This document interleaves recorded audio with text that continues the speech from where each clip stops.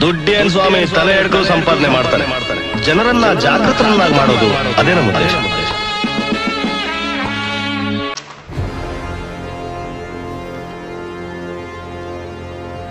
Document ಎಲ್ಲ ಸರಿ ಇದೆ, ಆದರೆ ನೀವು ಪಾಸ್ ಮಾಡೋಕ್ಕಾಗಲ್ಲ.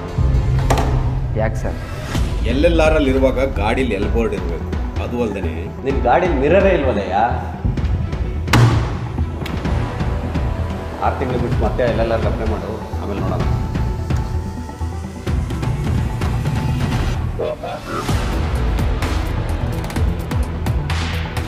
ಸರ್ಕಾರದ ಕೆಲಸ ದೇವ್ರ ಕೆಲಸ ಅಂತ ಕರೀತಾರೆ ಸರ್. ಅಂತ ದೇವಸ್ಥಾನದಲ್ಲಿ ಇದ್ಕೊಂಡು ಇಷ್ಟು ಅನ್ಯಾಯ ಮಾಡ್ತಿದ್ದಾರಲ್ಲ ಸರ್, ನಿಮ್ಗೊಂದು ಸ್ವಲ್ಪನೂ ಪಾಪ ಪ್ರಜ್ಞೆ ಇರೋದೇ ಕಾಣಲ್ವಾ? ಪಾಪ ಪ್ರಜ್ಞೆ ಈಗ ಬಂದ ದಾರಿ. ನಾನು ಈ ಕೆಲಸ ತಗೊಳಕ್ಕೆ ಎಷ್ಟು ದುಡ್ಡು ಖರ್ಚು ಮಾಡಿದ್ದೀನಿ ಅನ್ನೋದು ನಿನಗೆ ಗೊತ್ತಾ? ಇಲ್ಲಿ ಫ್ರೀಯಾಗಿ ವಿಷನೂ ಸಿಗಲ್ಲ. ಸಾರ್ವಜನಿಕರ ಸೇವೆ ಮಾಡೋ ಕೆಲಸ ಸರ್ ಇದು. ಆದರೆ ನೀವುಗಳೆಲ್ಲ ಸೇರಿಕೊಂಡು ತಲೆ ಹಿಡ್ಕರ್ ಕೆಲಸ ಮಾಡ್ತಾ ಇದ್ದೀರಾ ಸರ್. ನೆನಪಿಟ್ಕೊಳ್ಳಿ, ಒಂದಲ್ಲ ಒಂದಿನ ಕರ್ಮ ನಿಮ್ಮನೆ ಬಾಗನ್ನು ತಟ್ಟುತ್ತೆ ಅನ್ನೋದನ್ನ ಮಾತ್ರ ಮರೆಯಕ್ಕೆ ಹೋಗ್ಬಿಡಿ ಸರ್. ಏನ್ ತಲೆ ಎಲ್ಲ ಮಾತಾಡ್ತಾ ಇದೀಯಾ? ಯೋ ಎಂಟಾಣೆ, ಇನ್ನು ನನ್ನ ಮಗನಿಗೆ ಸಾಯೋ ಗುಡಿಯ ಸಿದ್ಧಾಂತ ಮಾಡ್ಬಿಡ್ತೀನಿ.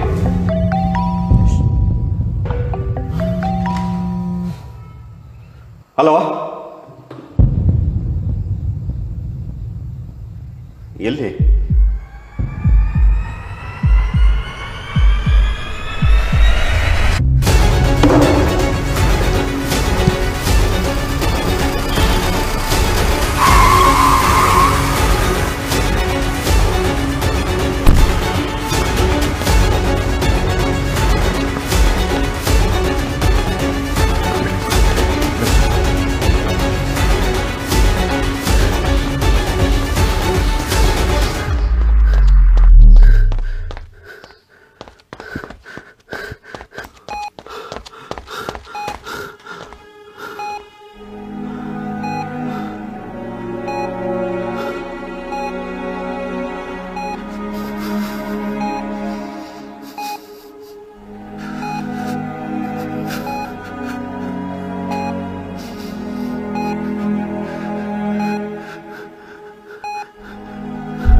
ಡಾಕ್ಟರ್, ಅವ್ನು ನನ್ನ ಮಗ ಹೇಗಿದೆ doctor? His condition is very serious. ಈಗಲೇ ಏನು ಹೇಳೋಕ್ಕಾಗಲ್ಲ ಡಾಕ್ಟರ್. ದುಡ್ಡು ಎಷ್ಟು ಬೇಕಾದ್ರೂ ಖರ್ಚಾಗಲಿ, ನಾನು ಕೊಡ್ತೀನಿ. ನಿಮ್ಮ ದುಡ್ಡಿಂದ ಈಗ ಏನು ಮಾಡೋಕ್ಕಾಗಲ್ಲ ರೀ. ನೀವು ಮಾಡಿರೋ ಪುಣ್ಯದ ಕೆಲಸ ನಿಮ್ಮ ಮಗನ ಕಾಪಾಡಬೇಕಷ್ಟೇ. ಡಾಕ್ಟರ್, ಆ ಹುಡುಗನಿಗೆ ಸರಿಯಾಗಿ ಟ್ರಾಫಿಕ್ ರೂಲ್ಸ್ ಗೊತ್ತಿದ್ದಿದ್ರೆ ನಿಮ್ಮ ಮಗನಿಗೆ ಈ ಪರಿಸ್ಥಿತಿ ಬರ್ತಾ ಇರಲಿಲ್ಲ ಸರ್.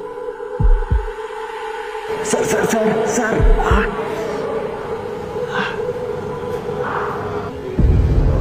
ರೈಟ್ ಇದೆ ಅಂದಮೇಲೆ ಲೆಫ್ಟ್ ಇದೆ ಅಲ್ವಾ ಸರ್?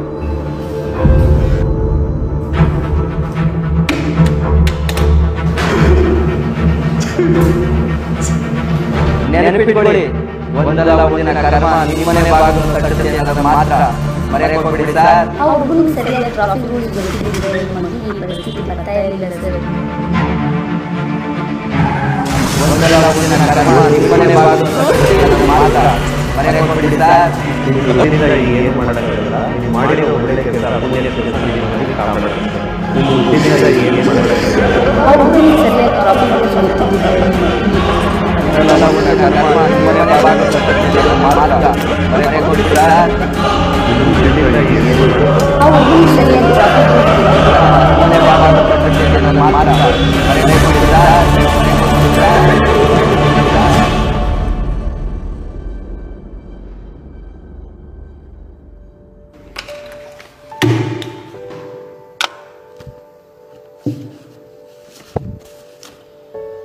ಸರ್,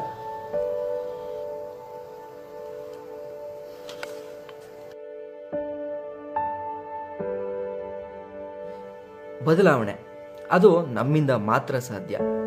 ಲಂಚ ಈಸ್ಕೊಳ್ಳೋದು ಎಷ್ಟು ತಪ್ಪೋ ಅಷ್ಟೇ ಲಂಚ ಕೊಡೋದು ಕೂಡ ತಪ್ಪು. ನಾನಿವತ್ತು ಪಡ್ಕೊಂಡಿರೋದು ಒಂದು ಸಣ್ಣ ಲೈಸೆನ್ಸ್ ಅಷ್ಟೇ.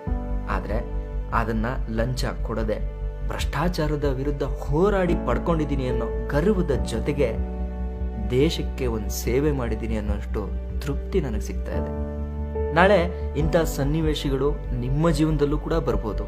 ಹೆದರಬೇಡಿ, ಅದು ನಿಮಗೆ ದೇಶ ಸೇವೆ ಮಾಡೋಕೆ ಸಿಗೋ ಒಂದು ಅವಕಾಶ.